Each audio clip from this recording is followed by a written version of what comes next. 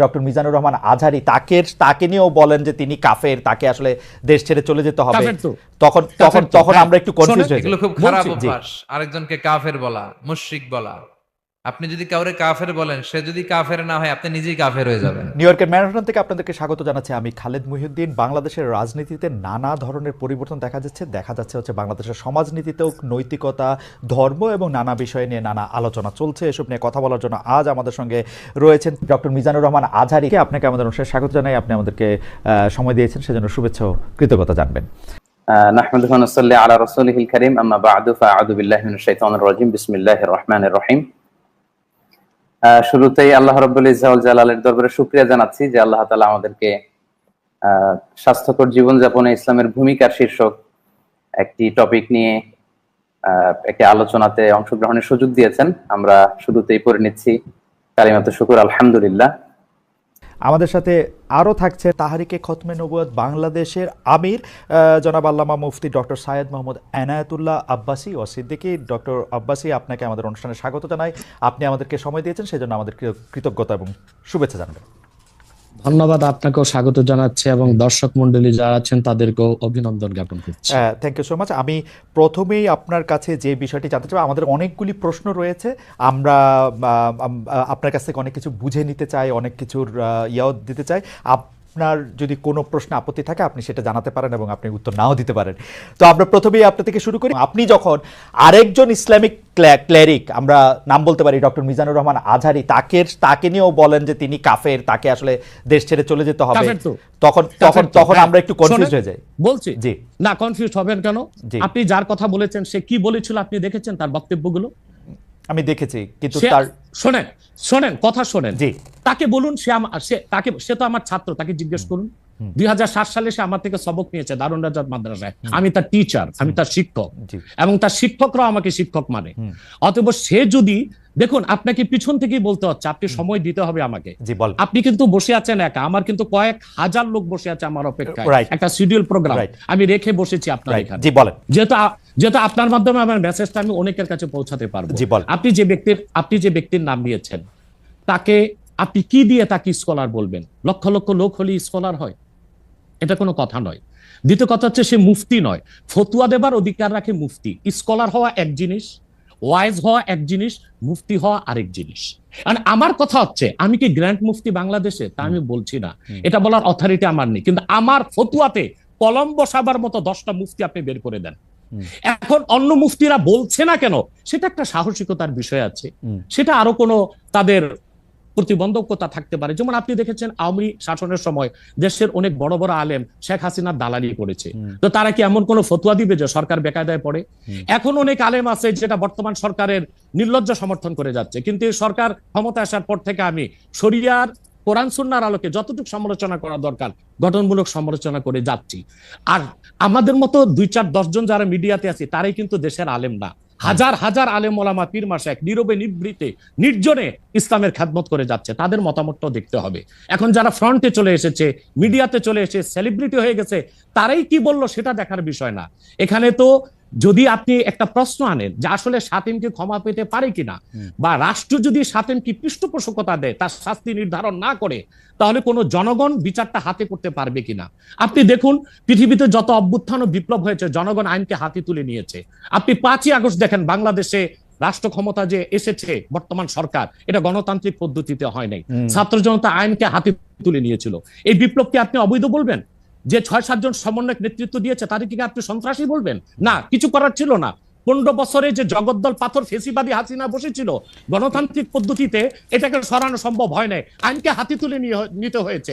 অতএব যদি গণতন্ত্রের স্বার্থ রক্ষে আইনকে হাতে তুলে নেওয়া যায়, আল্লাহ তার হাবিবের সুমহান ইজ্জত এবং স্বার্থে আল্লাহ তার হাবিব সাল্লাল্লাহু আলাইহি ওয়াসাল্লামের ইজ্জতের বিপক্ষে কেউ কথা বলবে এবং ধারাবাহিকভাবে শাস্তি পাবে না, চলতেই থাকবে, আমরা শুধু মিটিং মিছিল করে লাঠি পেটা খাবো আর গুলি নিব। স্যার, আপনার কাছে মনে হয় না এটা আপনার কাছে মনে হয় না এটা আপনার পয়েন্ট অফ ভিউ? বিকজ আপনি যা বলছেন, হ্যাঁ আপনি এটা ঠিক যে আপনি তো একজন স্কলার, শিক্ষক, পড়াচ্ছেন এবং আপনি গ্র্যান্ড মুফতি না হলেও একজন মুফতি, কিন্তু আমরা ধরেন আমি এখন কথা বললাম হচ্ছে যে বাংলাদেশে কিন্তু এইটাও প্রচলিত যে যারা বলতেছে যে তারা আসলে যা কিছু পরীক্ষিত হাদিস নয়, যা কিছু পরীক্ষিতভাবে কোরআনের ফয়সালা নয়, তারা তা মানতে চান না। ধরা যাক ঈদে মিলাদুন্নবী সম্পর্কে তাদের একটা বয়ান আছে, তাদের আরো অনেক কিছু নিয়ে তাদের একটা বয়ান আছে। তাদের মধ্যে থেকেও কেউ কেউ আছেন যারা মক্কা মদিনায় বড় বড় জায়গায় আলেমের কাজ করতেছেন। আমি আব্দুর রাজ্জাক বিন ইউসুফের কথা বলতে পারি, আরো আপনি জানেন কাদের কথা আমি বলছি। তাদের কেউ কেউ মনে করেন আপনার পথ তো আসলে ঠিক না। এক, দুই হচ্ছে আপনি যার কথা যেভাবে বলতেছেন যে ধরেন মিজানুর রহমান আজহারী কি আসলে একজন স্কলার কিনা। এখন কেউ কেউ তো এই প্রশ্ন তুলেছেন যে জনাব এনায়েতুল্লাহ আব্বাসীও যথেষ্ট পরিমাণে এই জায়গায় আছেন কিনা। সেই জন্য আমি জানতে চাইতেছিলাম যে আপনি যখন আইন হাতে তুলে নেওয়ার কথা বলেন স্যার, সেইটা কি আপনি কিভাবে তার যোগ্য, এবং আপনি ছাড়া আর কে আছেন এটার মধ্যে যোগ্যতার জায়গায় আর কি? আমি এখন বলছি, আমি মনে করি আমি গ্র্যান্ড মুফতি বাংলাদেশের। আচ্ছা, আপনি মনে করছেন আপনি গ্র্যান্ড মুফতি? ওকে, এবং এটা আমি চ্যালেঞ্জে ওকে ওকে এইটা বললে আমার ফতুয়ার বিপক্ষে আমি শোনেন, আমার ফতুয়ার বিপক্ষে যে যাচ্ছে তাকে আমার সাথে বসান, আপনার প্ল্যাটফর্মে বসান। এক, দ্বিতীয় কথা হচ্ছে ঈদে মিলাদুন্নবী নিয়ে যে আপনি প্রশ্ন করেছেন, ঈদে মিলাদুন্নবী সাল্লাল্লাহু আলাইহি ওয়াসাল্লাম নিয়ে অনেক ডিবেট হয়েছে এবং ঈদে মিলাদুন্নবীর পক্ষে যারা, তারাই বিজয়ী হয়েছে। আর বাংলাদেশে ওলামায়ে দেওবন্দের একটা বিরাট অংশ যারা মূল ধারার, তারা কিন্তু ঈদে মিলাদুন্নবী নিয়ে কখনো বিরোধিতা করে না। কিছু মাত্র স্কলার আছেন যারা কোনোভাবে পারসেজ হয়ে আছেন, তারাই ঈদে মিলাদুন্নবীর বিরোধিতা করে। আমরা বলি মিলাদ যার সিরাত নার তার, মিলাদুন নবী সাল্লাল্লাহু আলাইহি ওয়াসাল্লাম ব্যানারও মাহফিল হতে পারে, সিরাতুন নবী সাল্লাল্লাহু আলাইহি ওয়াসাল্লাম ব্যানারও মাহফিল হতে পারে। এবং আপনি শুনেছেন আজকে 4 বছর যাবত সৌদি সরকার উচ্চ ওলামা পরিষদ ফতোয়া দিয়েছে যে ঈদে মিলাদুন নবী উপলক্ষে মাহফিল সৌদি আরবে হবে, এবং 12 রবিউল আউয়াল তারা রাষ্ট্রীয় ছুটি ঘোষণা করে রেখেছে। এবং বাংলাদেশে বর্তমান সরকারও যথেষ্ট আলেম ওলামা আছেন যারা কওমি ঘরানার এবং দেওবন্দ ঘরানার, যাদেরকে আমরা আহলে হক মনে করে থাকি, এবং আমরা মনে করি জৌনপুর, ফুরফুরা, সারসিনা, আহলে সুন্নাত, আহলে হক একই ধারাতেই চলে আসছে। তারাও কিন্তু ইসলামিক ফাউন্ডেশনের দায়িত্বে আছে, এবং তারা কিন্তু এবারও ঈদে মিলাদুন্নবী ব্যানারে প্রোগ্রাম করেছে এবং আমি সেখানে অংশগ্রহণ করেছিলাম একদিন। অতএব বিচ্ছিন্নভাবে কে কে ঈদে মিলাদুন্নবীর বিরোধিতা করলো, আব্দুর রাজ্জাক সাহেবের নাম বলেছেন, ওনাকেই বসান আমার সাথে, কথা বলি, সংলাপ হতে তো কোনো দোষ নাই। ওকে, বা আপনি আরো যাদের কথা বলেছেন আচ্ছা, তাদেরকে বসান আমাদের সাথে। আচ্ছা, আমার এখানে একটা সম্পূরক জাস্ট প্রশ্ন আছে আইনের ব্যাপারে। যেহেতু তেহরিকে খতমে নবুয়তের শাখা যুক্তরাজ্যেও আছে, এখানেও আছে, আপনি একইভাবে এই কথা বা ভারতের পশ্চিমবঙ্গের কথা বলেছেন, এইখানে যেটা বলছেন সেটা কি যুক্তরাজ্য এবং ভারতের পশ্চিমবঙ্গের জন্য প্রযোজ্য? যুক্তরাজ্যেও যদি কেউ এই ধরনের কথা বলে, তাকেও কি আপনি এরকম একটা কথা বলবেন বা বলতে পারবেন? জি জি বলবো। আমি যুক্তরাজ্যে যে সাফার করে এসেছি সেটা শোনেন আগে। 2 বছর আগে আমি যুক্তরাজ্যে গিয়েছিলাম। আমার 7টা প্রোগ্রাম ছিল। 4টা প্রোগ্রাম করতে পেরেছি, 3টা প্রোগ্রাম আমি করতে পারিনি। এবং সেখানে আমার বিরোধিতা করেছিল নাইজেল ফারাজ।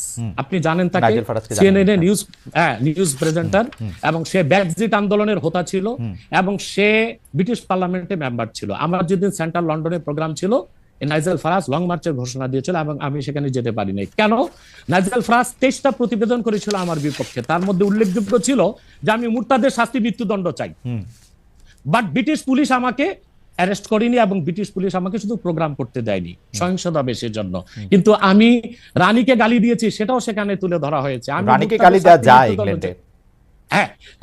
মুরতাদের শাস্তি মৃত্যুদণ্ড চেয়েছি, সেইটা 23টা প্রতিবেদন করে আমার এই বক্তব্য ফতোয়াগুলো সেখানে লন্ডনে দেখানো হয়েছে। আমি বাংলাদেশে যে চরিত্র, লন্ডনে সেই চরিত্র, পশ্চিম বাংলায় সেই চরিত্র। ওকে, আমি এইবার একটু, আপনি যেহেতু মুফতি এবং নিজেকে পরিচয় দিলেন গ্র্যান্ড মুফতি, আমি একটা বিষয় একটু আপনাকে একটা বিষয় একটু আপনার দৃষ্টি আকর্ষণ করতে চাই। সেটি হচ্ছে যে আপনি মানে আপনার কাছ থেকে বুঝে নিতে চাই স্যার, যে যদিও আপনি আসলেই আমার চেয়ে বয়সে ছোট, কিন্তু আসলে বিদ্যায়, বুদ্ধিতে, শিক্ষায়, অনেক কিছুতে, মানে জ্ঞানে আপনি আমার চেয়ে বড় বলে আপনাকে স্যার সম্বোধন করছি আমি। না, আপনি বলেছেন যে মসজিদে গিয়ে নারীদের জন্য বা মহিলাদের জন্য জামাতে নামাজ আদায় করা মাকরু। কিন্তু আমি আপনার এই বক্তব্যটার পরিপ্রেক্ষিতে আমি দেখতে পাচ্ছি যে এটা তো বরং মাকরু নয়, কেউ কেউ এটাকে মুস্তাহাব বা এনকারেজ বলতে চান। অনেকে উদাহরণ দিচ্ছেন আয়েশা, যিনি প্রফেটের স্ত্রী ছিলেন, রাদিয়াল্লাহু আনহা, আয়েশা রাদিয়াল্লাহু আনহা, উনি ইমামতি করে মেয়েদের নামাজ পড়িয়েছেন, এবং যে জায়গায় আপনি এটা মুকরু বলছেন, ওই জায়গায় কেউ মুস্তাহাব বলতে গিয়ে আপনার বক্তব্যের বিরোধিতা করছেন। এটা নিয়ে আপনি যদি আমাদের একটু বলেন। এটা আমি চ্যালেঞ্জ করছি, ওপেন চ্যালেঞ্জ। আম্মা জান আয়েশা রাদিয়াল্লাহু তাআলা আনহা কখনোই ইমামতি করেননি, বরং জাকওয়ান ইমামতি করেছিল, পিছনে তিনি নামাজ পড়েছিলেন। সেটা ফরজ নামাজ ছিল না, তারাবিয়ার নামাজ।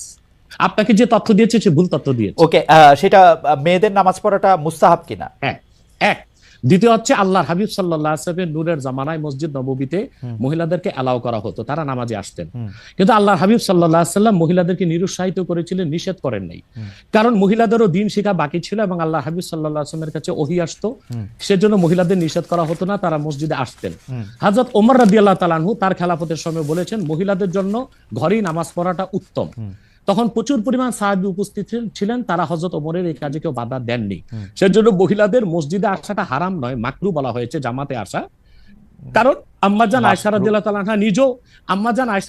আনহা নিজেও বলেছিলেন যে বর্তমানে মানে ১৫০০ বছর আগেই আম্মাজান আয়েশা বলেছেন যে এখন মহিলাদের মসজিদে না আসাই উচিত ফিতনার এই সময়।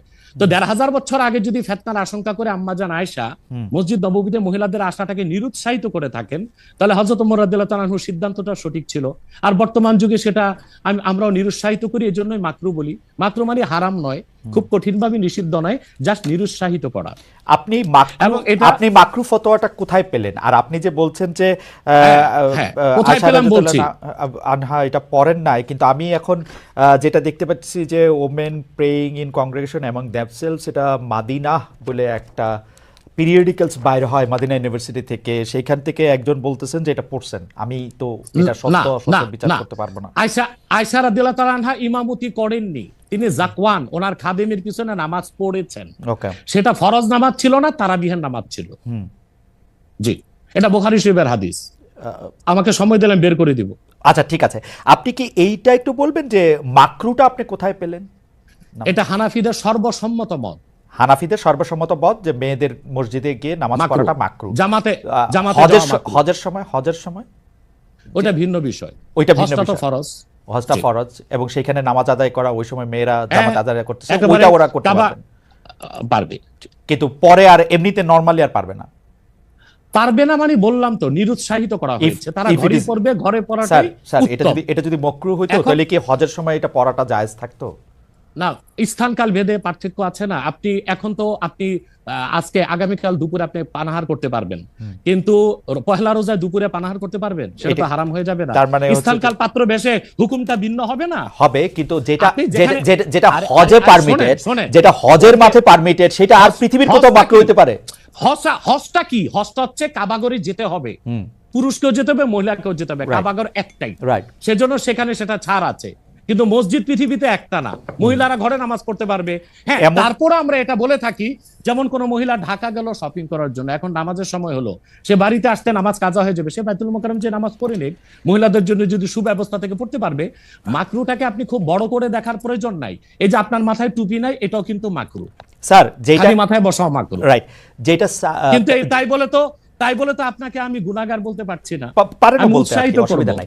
স্যার, আমি যেটা বলতে চাইতেছি, এমন কোন কাজ কি আছে যেটা কাবাগারে করা যায়, অন্য যে কোনো জায়গায় আরেকটা মাকরু হিসেবে বিবেচিত হবে? আর কোন কাজ কি এরকম আছে? বোঝার জন্য জানতে চাইতেছি স্যার। হ্যাঁ, বোঝার জন্য বলতেছি। যেমন কাবাগারে উপস্থিত হলে ওযু অবস্থায় যেতে হবে, অন্য কোনো জায়গায় গেলে ওযু অবস্থা লাগবে না। কেউ যদি হজ করতে ইহরাম বাঁধে, স্ত্রীর সহবাস তার জন্য হারাম যতদিন কাবাগারে, যেটা কাবাগারে করা যায় সেটা অন্য কোথাও হারাম আছে কিনা? কাবাগর, হ্যাঁ, হারাম আছে। যেমন কাবাগর তোয়াফ করা হচ্ছে ফরজ, হজের একটা ফরজ, কিন্তু পৃথিবীর অন্য কোনো ঘর কোনো জায়গায় তোয়াফ করা যায় না, সেখানে যেটা যে অন্য জায়গায় যায় না। মানে যেহেতু কাবাগর তোয়াফ করা যায়, মানে কাবাগর শুধু তোয়াফের জায়গা, কাবাগর তোয়াফ করা ফরজ, কিন্তু পৃথিবীর অন্য কোনো মসজিদ বা আল্লাহর ওলির কোনো কবর বা মাজার তো তোয়াফ করা যাবে না, সেটা তো শিরক। আচ্ছা, তাহলে স্থানকাল পাত্র ভেদে এবং সময়ের ভিন্নতার কারণে হুকুম পরিবর্তন হয়। যেমন আমি আপনাকে একটা উদাহরণ দিয়েছি, আগামীকাল আপনাকে দুপুরে খেতে হবে, সেটা খাওয়া আপনার জন্য সওয়াবের কাজ। আল্লাহ বলেছেন কুলু ওয়াশরাবু, খাও পান করো, কিন্তু ঠিক পহেলা রোজার দিন দুপুরে আপনি খেতে পারবেন না, সেটা হারাম। অথবা মাকরুর বিষয়টাও স্থানকাল পাত্র ভেদে তো পরিবর্তন হবে। লাস্ট কোশ্চেন এই সিরিজে জাস্ট বোঝার জন্য, আমাদের অনেক দর্শক জানাচ্ছেন যে সৌদি আরব সহ ইসলামী বিশ্বের অনেক দুনিয়ায় মেয়েদের জামাতে নামাজ পড়ার ব্যবস্থা মসজিদে আছে, তাহলে সেই ব্যাপারটা কি মাকরু কিনা এবং তাদের শরিয়া বোর্ড সেইটাকে আসলে পরীক্ষা করছে কিনা? আবার বলেন তো প্রশ্নটা। এমন অনেক মুসলিম দেশ আছে সৌদি আরব সহ, আরব দেশ সহ, যেখানে জামাতে মেয়েদের নামাজ পড়ার ব্যবস্থা আছে। বিশেষ করে রমজানের সময় তো তারাবির নামাজের ক্ষেত্রে মেয়েরা অনেকেই যান, তো সেই ক্ষেত্রে তারা এই মাকরুর ব্যাপারটা অবগত কিনা, তাদের শরিয়া ব্যাপারটার দিকে নজর রাখছে কিনা? আপনি হয়তো বা ভুলে গেছেন আমার উত্তরটা, হানাফি মাযহাব মতে মাকরু। আমরা যেহেতু আচ্ছা। মাযহাব হানাফি মানি এই জন্য মাকরু, কিন্তু সৌদি আরবে হানাফি মাযহাব না, হাম্বলি মাযহাব, আচ্ছা। সেখানে মাকরু না। আচ্ছা, মানে হানাফি মাযহাব মতে মাকরু। ওকে, আমি পরের আপনার বক্তব্যটা নিশ্চয়ই অন্য আলেমরাও শুনেছেন, তারা তাদের মতো করে তারা ব্যাপারটা বিবেচনা করে দেখবেন। আমরা এটা শুনলাম। এইবার নেক্সট প্রসঙ্গে বা প্রশ্নে আসি।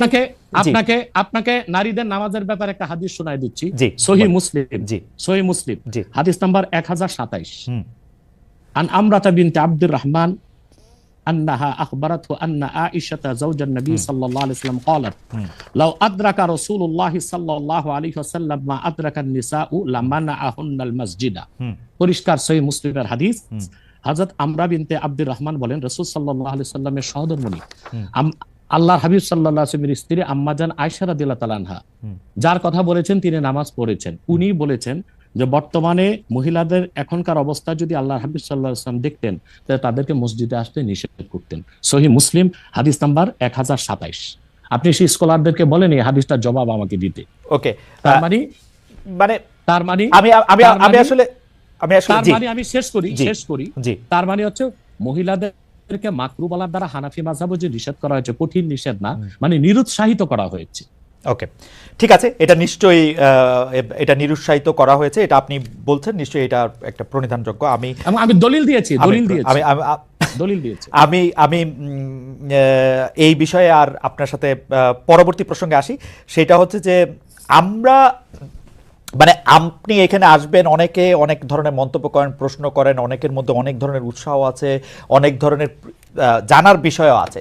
সেই জন্য আপনি যেটাকে বলছে হচ্ছে যে আপনাকে বলা হচ্ছে যে একজন পেশাদার বক্তা, যখন যেহেতু আপনি বক্তৃতা দিয়ে টাকা নিয়ে থাকেন, এইটা আপনি ঘন্টায় কত টাকা নেন সেটা নিয়েও মানুষের মধ্যে উৎসাহ আছে। এই ধরনের বিষয় নিয়ে আপনি কি বলবেন? কেউ কেউ আবার বলে থাকেন আপনি যে বক্তৃতা দেন সেটা দিয়ে একটা নির্দিষ্ট অঙ্কের টাকা নেওয়াটাও আসলে ঠিক হচ্ছে কিনা সেটা নিয়ে অনেকে প্রশ্ন। অনেকে, গোস্তাকি মাফ করবেন, অনেকে আপনাকে হেলিকপ্টার হুজুর বলেন, কারণ আপনি বিভিন্ন জায়গায় হেলিকপ্টারে যেতে পছন্দ করেন।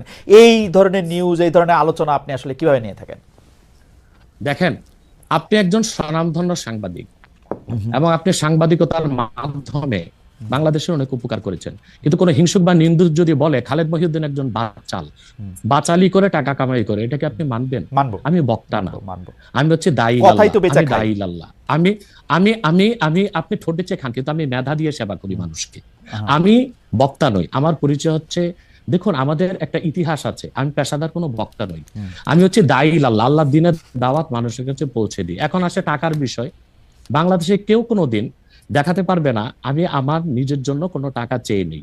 যদি আমি কোনো প্রোগ্রামে কন্ট্যাক্ট করে টাকা নিতাম তো সর্বনিম্ন 3 লাখ টাকা রেট রাখতাম, কিন্তু কখনো কখনো আমাকে তারা খুশি হয়ে যাবে সেটা আমি নিয়ে থাকি। দ্বিতীয় হচ্ছে হেলিকপ্টার প্রসঙ্গ, এটা হচ্ছে আমার অত্যন্ত প্রয়োজন। হেলিকপ্টারটা আমার চেয়ে বেশি বাংলাদেশে শেখ হাসিনাও ব্যবহার করেন, এটা আমি অহংকার করে বলছি না, আল্লাহ তাআলার শুকরিয়া আদায় করছি। এবং বাংলাদেশে অনেক বক্তা বা স্কলার এক সময় আমার বিরোধিতা করেছে, আমি হেলিকপ্টার কেন চলি, হেলিকপ্টারে কেন যাই। বাংলাদেশে 2014 সাল থেকে ব্যাপকভাবে আমি হেলিকপ্টারে যাচ্ছি।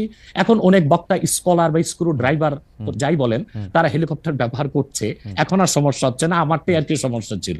হেলিকপ্টারটা কেন ব্যবহার করি, আপনাকে একটা সহজ উদাহরণ দিচ্ছি।